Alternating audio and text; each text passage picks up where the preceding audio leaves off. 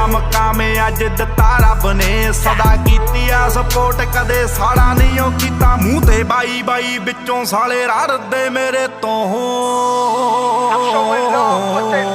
तो बन नहीं हुंदा ओह सड़दे मेरे तो कई फेरे ते खबरां ने करदे मेरे चों कई खुद नूं बनाउणा चाहुंदे मेरे बारे गा कई जिंदगी जिउणी किवें पढ़दे मेरे तो